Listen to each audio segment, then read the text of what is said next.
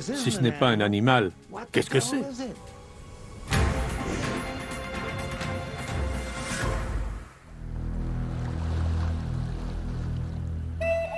Au cœur des montagnes d'Écosse, on retrouve un plan d'eau qui s'étend sur une distance de 38 km et qui recouvre une faille sismique d'une profondeur de 250 mètres. Ce plan d'eau s'appelle le Loch Ness. C'est l'endroit idéal où peuvent se cacher des créatures monstrueuses. Robert Rhines, un diplômé du MIT, a conçu le système radar de dépistage pour le missile Patriot. Plus tard, ses inventions dans le domaine des sonars ont été utilisées pour localiser le Titanic. Sa véritable passion en est une que la plupart des scientifiques considèrent comme farfelue, la chasse aux monstres du Loch Ness.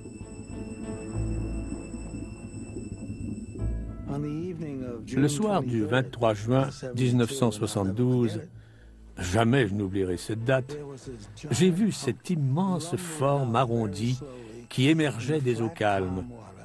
La bête avait la peau grise, tachetée de brun.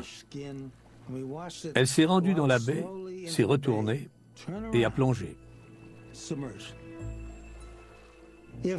ce n'est pas un animal, qu'est-ce que c'est? Il y a 65 millions d'années, des reptiles géants comme le plésiosaure vivaient dans l'eau. Depuis, ces monstres marins ont disparu de la planète. Mais est-ce bien sûr? Il y a 17 000 ans, le Loch Ness était un immense cube de glace. Si les plésiosaures y habitent aujourd'hui, ils auraient dû contourner les icebergs pour y accéder. Et toutes les recherches scientifiques n'ont rien trouvé. Pas une seule carcasse, ni poils, ni os, rien. Quant aux photos, aucune ne fait l'unanimité. Dans les années 30, une première photo du monstre, affectueusement surnommé Nessie, fera le tour du monde avant qu'on s'aperçoive qu'il s'agissait d'un trucage. Dans les années qui suivent, un nombre record d'apparitions du monstre sera enregistré. À ce jour, les preuves les plus sérieuses proviennent de Robert Rhines et de son équipe de chercheurs. Nos caméras automatiques sous-marines sont programmées pour prendre des photos à intervalles réguliers. Nous les avons installées dans la baie où nous avions aperçu la silhouette. Sur l'une d'entre elles, on a vu ce qui m'apparaît incontestable, soit le ventre d'un animal à long cou. On peut même percevoir le contour des yeux et de la bouche.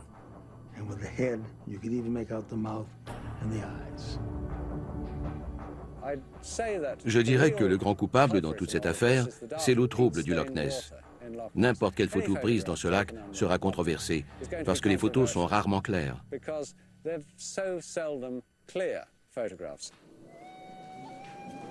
Adrian Shine, un naturaliste de la région, sillonne ces eaux mystérieuses depuis presque aussi longtemps que Robert Rhines. Il a trouvé une explication rationnelle à presque toutes les apparitions du monstre, qui se chiffrent aujourd'hui à plus de 1000.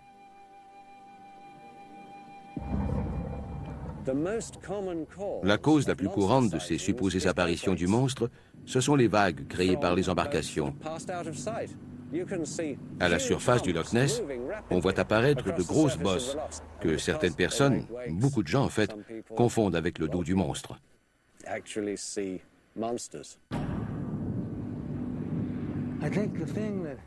Ce qui me pousse à rester dans la course, c'est que d'abord, je ne pense pas que je sois assez stupide pour mal juger ce que j'ai observé de mes propres yeux. J'aimerais prouver à ceux qui disent que c'est impossible qu'ils se trompent. J'aimerais les voir mordre la poussière. En tant que centre de la plus célèbre chasse aux monstres marins du monde, le Loch Ness émerge à la 3e position de notre palmarès. À la prochaine position, nous retrouvons les anciens dessins géants du désert péruvien qui, étrangement, ne sont visibles que du haut des airs. Nous ne saurons jamais pourquoi ils ont été dessinés, parce que les anciens qui savaient ne sont plus là pour nous le dire.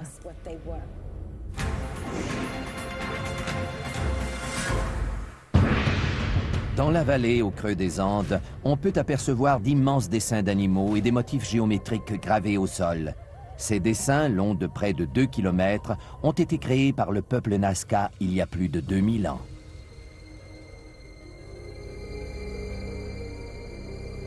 Ces dessins, qui ne sont perceptibles qu'à haute altitude, ont été découverts durant les années 20, lorsque les premiers avions commerciaux ont commencé à survoler le désert péruvien. Depuis ce premier jour, le monde se questionne sur le sens et le but de ces dessins. Il existe une foule de théories concernant les lignes de Nazca qui vont des plus sensées aux plus farfelues. Certains croient qu'elles auraient été faites par des extraterrestres. Ce sont les mêmes qui disent qu'elles pointent vers les étoiles, que les lignes de Nazca, ces géoglyphes géants, sont le plus grand livre d'astronomie du monde.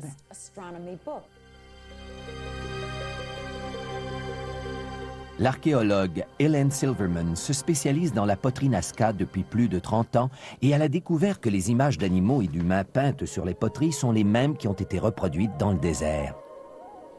Ces dessins biomorphiques vont de l'araignée qui fait 45 mètres au condor qui atteint 135 mètres.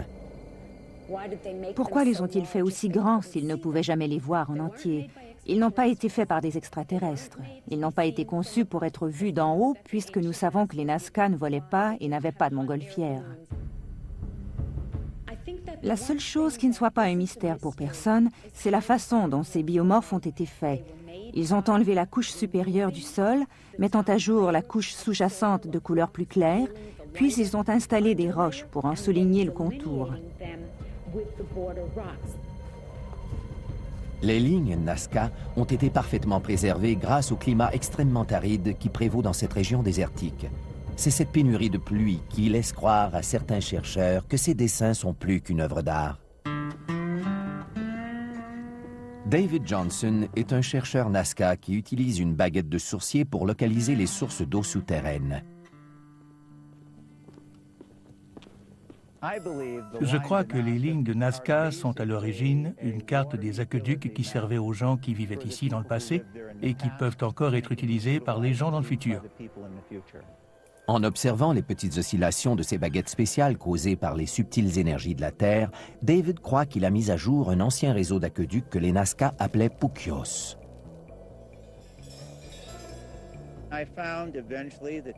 J'ai constaté que les trapézoïdes sont localisés exactement au-dessus de l'endroit où l'eau se concentre dans la couche aquifère.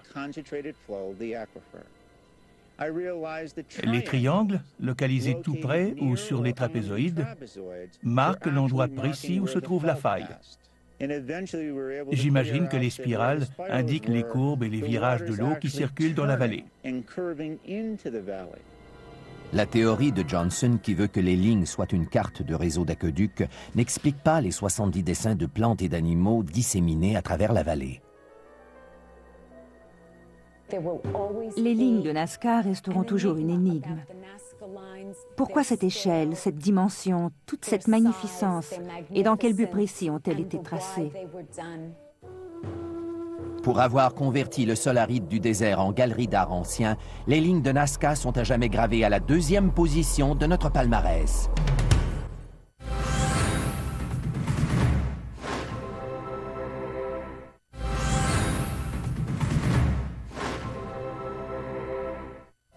Des perçages indolores de la Malaysia aux intrigants piliers de Stonehenge, à la confidentialité de la zone 51 jusqu'aux sources miraculeuses de France. Nous avons vu les feuilles qui révèlent le futur, avons visité le lieu de perdition des voyageurs ainsi qu'un cimetière souterrain. Nous avons vu aussi une supposée réserve préhistorique et des dessins géants dans le désert. Nous avons gardé pour la fin le site le plus mystérieux d'entre tous. L'endroit le plus mystérieux au monde est le berceau de toutes les civilisations. C'est la raison pour laquelle tant de gens ont consacré leur vie à sa recherche. Nos découvertes peuvent changer la façon d'écrire l'histoire.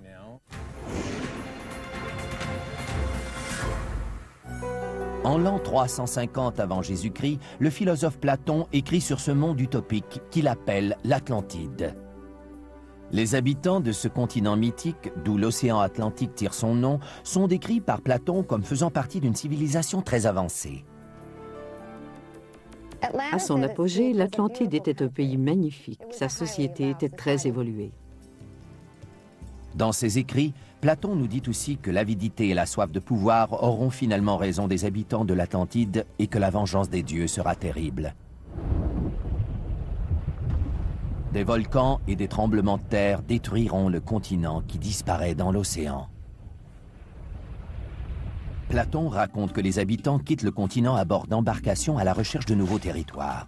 Ils contribueront à faire évoluer les civilisations avoisinantes, toujours à l'âge de pierre.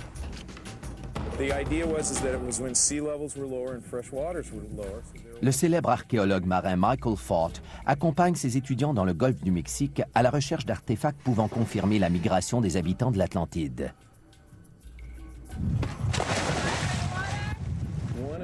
Un des grands mystères de la science est de savoir comment le Nouveau Monde s'est peuplé. C'est une question très intéressante. D'ailleurs, lorsque Christophe Colomb a découvert l'Amérique, la première question qu'il s'est posée a été celle-ci. Mais d'où viennent donc tous ces gens? 10 000 ans avant Jésus-Christ, il y a eu une explosion démographique en Amérique. Cela correspond à l'époque où l'Atlantide a été engloutie. Il est donc logique de penser que ces gens se soient déplacés et qu'ils soient venus dans le sud-ouest des États-Unis, au Mexique, au Yucatan et dans les régions avoisinantes. Des preuves de l'existence de l'Atlantide seront trouvées dans les Caraïbes, prédit le grand médium Edgar Cayce dans les années 30. Il prédit qu'une partie du continent englouti émergera quelque part dans les Caraïbes dans les années 60. En 68 et 69, des pilotes d'avion rapportent avoir constaté par temps calme l'émergence de hauts fonds. L'eau et le sable leur donnent une apparence plutôt foncée, mais il est évident qu'il y a quelque chose à cet endroit.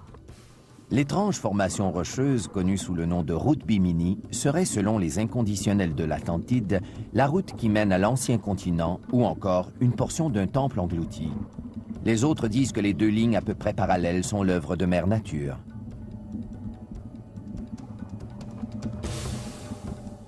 Ce sont des roches carrées qui ressemblent à des pierres taillées.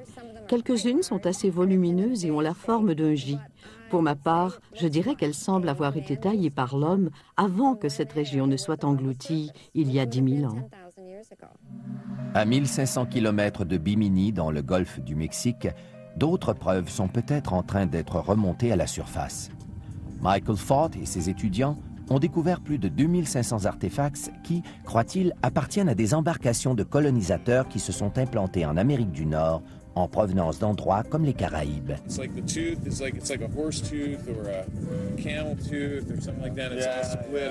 A-t-on trouvé des preuves de la migration des habitants de l'Atlantide, ou plutôt des renseignements précieux sur les Paléo-Indiens, les premiers habitants connus d'Amérique?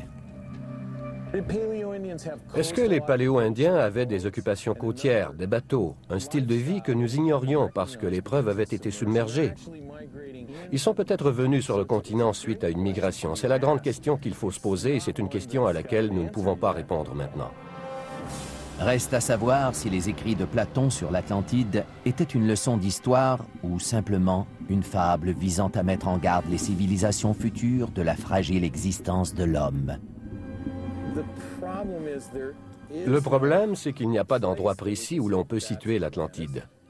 Si l'Atlantide était localisée, on devrait alors fournir une explication géologique sur ce qui s'est passé, et on devrait montrer comment les choses ont ensuite évolué.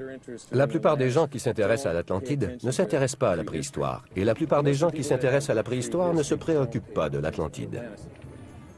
Pour avoir confondu les scientifiques comme les historiens, le continent englouti de l'Atlantide mérite la première position à notre palmarès des endroits les plus mystérieux au monde. Ces lieux imprégnés de mystère nous mettent au défi de trouver la clé de l'énigme. Ils sont là pour nous rappeler que même si l'homme fait des bonds de géant dans sa compréhension du monde qui l'entoure, il existera toujours des lieux dont il ne percera jamais entièrement le mystère.